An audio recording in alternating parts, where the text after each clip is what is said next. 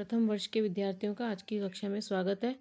आज मैं आपको व्यवहारवाद की आलोचनाएं और सीमाओं के बारे में बताऊंगी।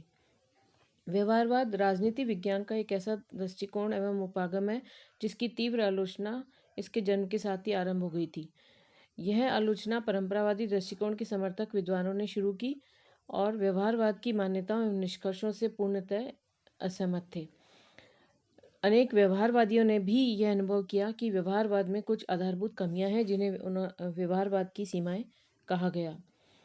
Arnold Brecht, Leo Strauss, Sibley, Kirkpatrick, Robert Dahl, Deutsch आदि ने इस प्रकार की आलोचनाएं की, जो हम इस प्रकार के आगे आने वाले शीर्षकों के अंतर्गत मैं आपको बताऊंगी। पहला, शब्दाडंबर का दोष। व्यवहारवादियों ने परंपरागत राजनीति विज्ञान की अत्यंत उत्साह से आलोचना की। वे स्वयं किसी वास्तविक सिद्धांत एवं धारणा की रचना में असफल रहे। ऐसी स्थिति में उनकी शब्दावली तथा संप्रत्यय मात्र शब्दों का आडंबर बनकर रह गए और उनके तर्क अर्थहीन और शब्दजाल दिखने लगे। दूसरा, मूल्य निरपेक्ष अध्ययन संभव नहीं। व्यवहारवादियों ने राजनीति विज्ञान के मूल्य निरपेक्ष अध्ययन पर बल दिया, किंतु आलोचकों के अनुसार राजनीति विज्ञान का मूल्य निरपेक्ष अध्ययन न तो संभव है और न उचित है। जब एक शोधकर्ता अपने शोध कार्य की शुरुआत करना चाहता है तो वह शोध संबंधी विषय के चुनाव तक में अपने मूल्यों से प्रभावित होता है। इस प्रकार शोध कार्य की शुरुआत ही मूल्यों से प्रभावित हो जाती है। इससे स्पष्ट है कि राजनीति विज्ञान में मूल्य निरपेक्ष अध्ययन संभव ही नहीं है।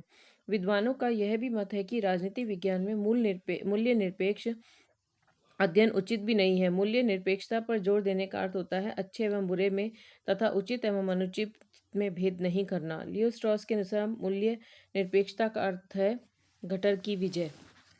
तीसरा, अंतर्विरोध का दोष। व्यवहारवादियों के कथन एवं आचरण में अंतर्विरोध दिख पड़ता है। वे एक और मूल्य निरपेक्ष अध्ययन पर बल देते हैं और दूसरी ओर तानाशाही शासन की तुलना में उदारवादी लोकतंत्र की श्रेष्ठता को स्वयं सिद्ध मानते हैं। चौथा, अत्यधिक खर्चीली पद्धति। व्यवहारवादी अध्ययन की शुद्धता एवं पूर्णता के नाम पर बार बार सर्वेक्षण करते हैं, आंकड़े एकत्रित करते हैं और उनका विश्लेषण करते हैं, किंतु यह सब कार्य धन एवं समय की दृष्टि से अत्यधिक खर्चीला सिद्ध होता है। अतः एक सामान्य अध्ययनकर्ता तथा तृतीय विश्व का गरीब समाज इस पद्धति को अपनाने में असमर्थ दिख पड़ता है। राजनीति विज्ञान के स्वतंत्र अस्तित्व को खतरा। व्यवहारवादियों ने एक ओर तो राजनीति विज्ञान को परिभाषित नहीं किया और उसके अध्ययन क्षेत्र को भी निश्चित नहीं किया, और दूसरी ओर उन्होंने राजनीति विज्ञान के अध्ययन के लिए अन्य सामाजिक विज्ञानों की अवधारणाओं, पद्धतियों एवं तकनीकों को अपनाने पर बल दिया। इस स्थिति ने यह भय उत्पन्न किया कि राजनीति विज्ञान एक स्वतंत्र विषय के रूप में अपने अस्तित्व को खो सकता है। छठा, राजनीति विज्ञान और प्राकृतिक विज्ञानों में मूलभूत अंतर है। व्यवहारवादी प्राकृतिक विज्ञान तथा राजनीति विज्ञान में आधारभूत समानता मानते हैं और इस आधार पर वे राजनीति विज्ञान के अध्ययन के लिए प्राकृतिक विज्ञान की पद्धति को अपनाने पर जोर देते हैं, किंतु वास्तव में प्राकृतिक विज्ञान एवं राजनीति विज्ञान में आधारभूत अंतर है। प्राकृतिक विज्ञान की तुलना में राजनीति विज्ञान के तथ्य अधिक जटिल, परिवर्तनशील, कम परीक्षण योग्य तथा अस्पष्ट होते हैं। अतः व्यवहारवादियों का यह विश्वास भ्रमपूर्ण है कि राजनीति विज्ञान को प्राकृतिक विज्ञान के जैसा बनाया जा सकता है। सातवां, सुनिश्चित सिद्धांत एवं भविष्यवाणी संभव नहीं। व्यवहारवादियों का विश्वास रहा है कि वे मानव के राजनीतिक व्यवहार के बारे में ऐसा सामान्यीकरण प्रस्तुत करने में तथा ऐसे सिद्धांतों का निर्माण करने में सफल हो सकते हैं जिनके आधार पर वे मानव के राजनीतिक व्यवहार तथा कार्यकलापों के बारे में भी सही भविष्यवाणी करने में सफलता प्राप्त कर लेंगे, किंतु वास्तव में अभी तक वे ऐसे विश्वसनीय सामान्यीकरण तथा सिद्धांतों के निर्माण में असफल रहे हैं। आलोचकों का मत है कि व्यवहारवादियों को इस मामले में सफलता मिलेगी भी नहीं, क्योंकि राजनीति विज्ञान में ऐसे सुनिश्चित एवं स्थिर नियमों का निर्माण संभव ही नहीं है और इसलिए सही भविष्यवाणी भी संभव नहीं है। मानव के राजनीतिक व्यवहार का विज्ञान संभव नहीं। मानव के राजनीतिक व्यवहार का पूर्ण एवं सही अध्ययन असंभव है और इसलिए व्यवहारवादी मानव व्यवहार का विज्ञान प्रस्तुत करने में असफल भी रहे हैं। मानव स्वभाव अत्यंत जटिल है और उसके अंतर्मन की गहराइयों एवं सूक्ष्मताओं को मालूम नहीं किया जा सकता है, फिर इसका मापन तो संभव ही नहीं है।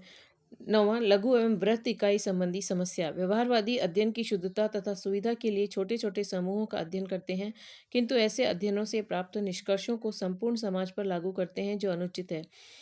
जैसे कि किसी स्थानीय समूह के मतदान व्यवहार के अध्ययन के आधार पर निकाले गए निष्कर्ष को संपूर्ण समाज के संदर्भ के सत्य समझना उचित नहीं होगा। अगला है नीति निर्माण में सहायता देने में असमर्थ। नीति निर्माण में तथ्यों के अलावा मूल्यों की भी आवश्यकता होती है। मूल्यों की उपेक्षा करके मात्र तथ्यों के आधार पर बनाई गई नीति अमानवीय तथा अनैतिक हो सकती है, किंतु व्यवहारवाद केवल तथ्यों को महत्व देता है और मूल्यों की उपेक्षा करता है। अतः वह नीति निर्माण में सही मानने में सहायता देने में असमर्थ होता है। वस्तुतः व्यवहारवाद में यह दोष उसकी इस मान्यता से उत्पन्न होता है कि वैज्ञानिक पद्धति ही एकमात्र उचित पद्धति है।